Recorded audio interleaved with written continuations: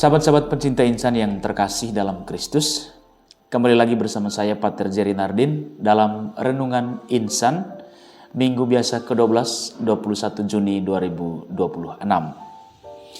Bacaan yang kita renungkan pada hari ini diambil dari Injil Matius bab 10 ayat 26 sampai 33. Injil dibuka dengan kata-kata Yesus ini. Janganlah kamu takut terhadap mereka. Dan kata-kata jangan takut ini diulang sampai 3 kali di dalam teks ini. Dan ungkapan ini dikatakan Yesus kepada para murid setelah dia mengutus para murid untuk mewartakan Injil. Dan ketika mereka kembali, mereka menceritakan kepada Tuhan apa yang mereka alami, apa yang mereka jumpai di dalam pewartaan mereka. Karena itu Yesus memberikan kepada mereka suatu peneguhan yang sangat kuat. Ya, 3 kali dia mengulang jangan takut, jangan takut, ya, jangan takut. Biasanya pengulangan di dalam kitab suci memberikan suatu pesan khusus. Ya.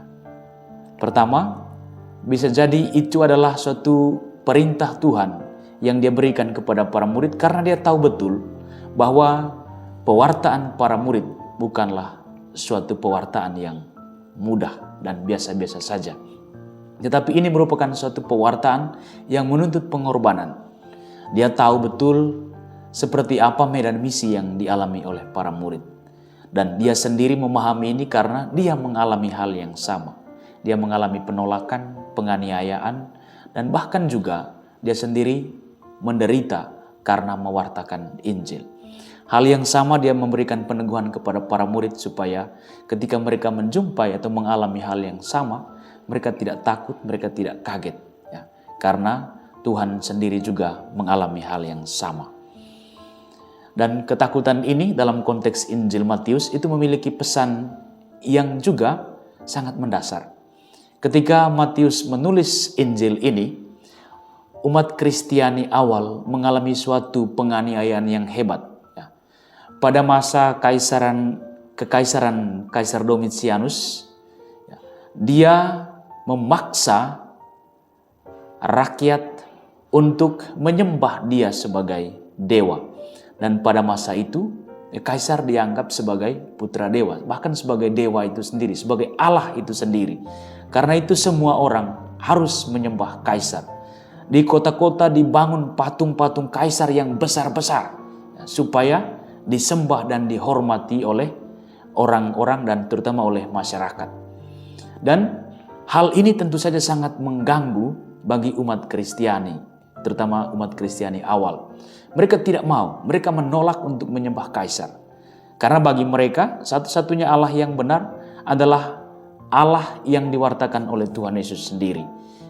Dan mereka hanya tunduk kepada Kristus, bukan kepada Kaisar. Dan dalam situasi seperti ini muncul sebuah pertanyaan. Ya. Ketika mereka dianiaya, ketika mereka menderita, bahkan mereka dihukum mati, harta kekayaan mereka dirampas semua. Ya. Muncul sebuah pertanyaan yang sangat mendasar. Apakah masih relevan mengikuti Kristus ketika segala-galanya dipertaruhkan untuk iman mereka itu? Atau yang kedua, apakah tidak bisa kita kompromi terhadap situasi supaya paling kurang kita bisa aman, kita bisa selamat dari situasi penganiayaan dan penolakan oleh masyarakat, terutama yang diorganisir oleh kekaisaran pada masa itu. Maka jawaban Matius terhadap pertanyaan-pertanyaan pergulatan umat semacam itu adalah teks ini. Dia mengulang kembali kata-kata Tuhan Yesus. Ya, jangan takut. Jangan takut terhadap mereka karena apapun yang terjadi itu tidak akan membawa iman Kristiani pada kehancuran. Dan teks ini memberikan kepada kita paling kurang 3 alasan mengapa kita tidak perlu takut di dalam situasi-situasi semacam itu. Yang pertama, dikatakan oleh penginjil Matius, tidak ada sesuatu pun yang tertutup yang tidak akan dibuka, dan tidak ada sesuatu pun yang tersembunyi yang tidak akan diketahui.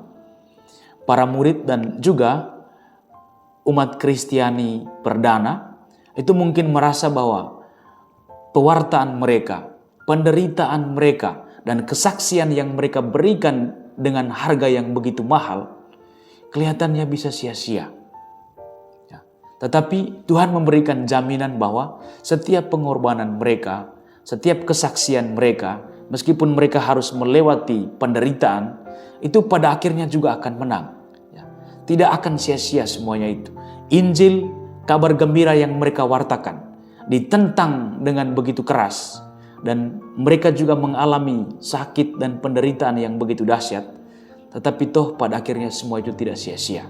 Dan kita bisa menikmati hasil dari kesetiaan mereka sampai dengan saat ini.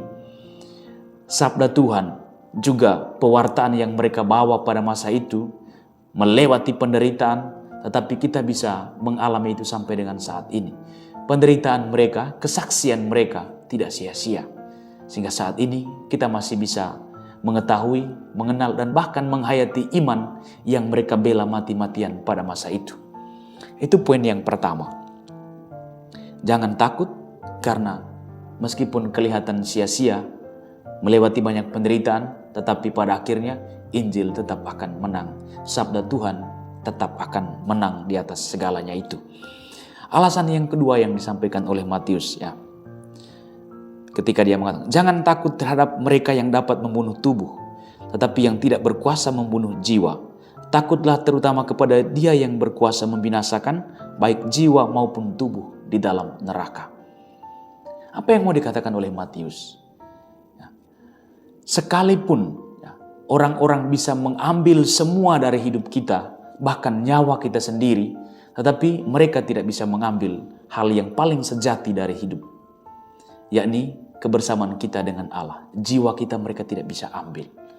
Oleh karena itu, ya, Tuhan memberikan jaminan kepada kita bahwa hidup yang Dia berikan kepada kita tidak akan hilang, bahkan di dalam penderitaan, penganiayaan, bahkan di dalam pengorbanan dengan darah sekalipun. Tuhan akan tetap merawat jiwa kita sampai kita bersatu dengan Dia. Karena itu, ya, semua situasi, juga bahkan kekuasaan atau apapun yang menghadang pewartaan Injil, itu tidak akan membuat hidup kita binasa. Karena itu di bagian lain Injil Matius mengatakan, apa gunanya seseorang memperoleh seluruh dunia kalau dia kehilangan nyawanya? Bagi Tuhan dan bagi penginjil Matius, yang paling penting itu adalah bagaimana kita merawat jiwa kita dengan tetap setia kepada Tuhan dalam penderitaan karena Injil. Ya. Dan poin yang ketiga, mengapa kita tidak perlu takut terhadap situasi-situasi yang menghambat kita dalam hidup beriman? Karena Allah merawat kita. Ya. Tuhan Yesus membandingkan ya, hidup kita dengan burung pipit. Ya. Dan juga bahkan penginjil Matius menulis bahwa tidak ada sehelai rambut pun yang tidak dihitung. Allah merawat kita. Sekejam apapun situasi, sesulit apapun kenyataan hidup kita, terutama ketika kita mempertahankan iman kita, Tuhan tidak akan pernah meninggalkan kita. Dia berjuang bersama kita. Dia tidak menjanjikan kepada kita suatu hidup tanpa salib, tetapi justru Dia memberikan kepada kita suatu jaminan bahwa setiap hal dalam hidup kita, dan terutama hidup kita sendiri pun sangat berharga di mata Allah. Karena itu Dia akan menjaga dan merawat hidup kita. Tidak ada kesulitan yang akan membuat kita hancur untuk selama-lamanya. Dan Tuhan sendiri memberikan contoh yang sangat-sangat ya, luar biasa bagi kita. Dia menyelamatkan kita dengan melewati penderitaan. Bahkan ketika orang-orang Yahudi merasa bahwa mereka menang karena sudah menyalibkan dan menguburkan Tuhan Yesus, mereka menyimpan Tuhan Yesus, memenjarakan Dia di dalam makam. Mereka merasa senang, mereka merasa menang. Tetapi apa yang terjadi? Pada hari yang ketiga, Tuhan bangkit dari alam maut. Ini menjadi suatu jaminan bagi kita bahwa sesulit apapun hidup kita, tantangan hidup kita sebagai orang Kristiani yang sungguh-sungguh menghayati iman Kristiani kita kepada Tuhan, pada akhirnya semuanya itu akan berlalu. Tuhan akan memberikan kepada kita kemenangan yang sangat agung dan mulia, yaitu persekutuan dengan dirinya sendiri. Pada bagian akhir Injil, Tuhan mengingatkan kita dan memberikan kepada kita suatu jaminan. Kalau kita mengakui Dia di hadapan manusia, di hadapan dunia, Dia juga akan mengakui kita di hadapan Bapa. Ini adalah jaminan bagi kita, pendorong bagi kita, kekuatan bagi kita di dalam menghadapi situasi-situasi sulit, terutama ketika kita sungguh-sungguh ingin menghayati iman kita. Tuhan mengakui kita kalau kita mengakui Dia di dunia ini. Saudara-saudariku yang terkasih di dalam Kristus, ketakutan itu seringkali membawa kita jauh daripada Tuhan. Ada begitu banyak hal yang kita takutkan dalam hidup. Dan sebagai umat Kristiani, saat ini pun Injil tetap menjadi hal yang menakutkan bagi begitu banyak orang. Di mana-mana, terutama di tempat di mana jumlah kita sedikit, kehadiran kita bisa jadi tidak memberikan kenyamanan bagi orang lain. Kita seringkali dikritik, kita seringkali ditolak karena kita percaya kepada Tuhan. Mereka berusaha untuk meyakinkan kita bahwa kepercayaan kita kepada Tuhan itu sia-sia. Nilai-nilai yang kita perjuangkan dari ajaran Tuhan itu sudah ketinggalan zaman. Bahkan sudah tidak berlaku lagi pada saat ini. Dan kita setiap hari diberikan atau dipengaruhi dengan nilai-nilai yang harus kita ikuti pada saat ini. Nilai-nilai yang diberikan oleh dunia. Semuanya itu memang menantang. Dan tidak semua kita bisa bertahan di dalam Tuhan. Apa yang ditawarkan oleh dunia lebih menarik dan juga lebih aman, lebih nyaman bagi hidup kita sebagai manusia. Ada begitu banyak hal juga di mana kita memilih Tuhan atau kenyamanan hidup kita, Tuhan atau jabatan kita, Tuhan atau kehormatan kita, Tuhan atau sahabat-sahabat kita, Tuhan atau keluarga kita. Tuhan memberikan kepada kita suatu pilihan untuk memutuskan menjadikan Dia sebagai pusat dan pilihan utama hidup kita. Apapun situasinya, entah situasi kita baik ataupun tidak baik. Tuhan memberikan jaminan kepada kita, yaitu sebuah pengakuan. Apa yang sering kita cari dalam hidup kita?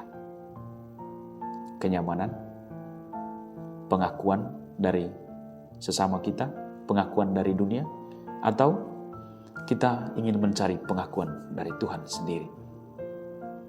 Mari kita bersama-sama berjuang dalam situasi sulit, di mana iman kita sulit untuk kita hayati dengan baik, karena sering ditolak, karena dibenci, atau bahkan ketika kita mengalami penganiayaan. Mari kita meminta Tuhan supaya memberikan kepada kita kekuatan. Dan mari kita sungguh-sungguh percaya kepada Tuhan bahwa Dia akan memberikan pengakuan kepada kita kalau kita memberikan pengakuan juga kepada Tuhan di dunia ini. Semoga sahabat-sahabat pencinta insan sekalian dibantu oleh Tuhan terus-menerus menghayati iman, tidak malu untuk mengakui Tuhan di dunia ini. Karena Tuhan pun tidak malu mengakui kita di hadapan Bapa kalau kita dengan berani memberi kesaksian tentang Dia dalam setiap hari hidup kita. Jangan takut. Tuhan menyertai kita. Amin. Oke.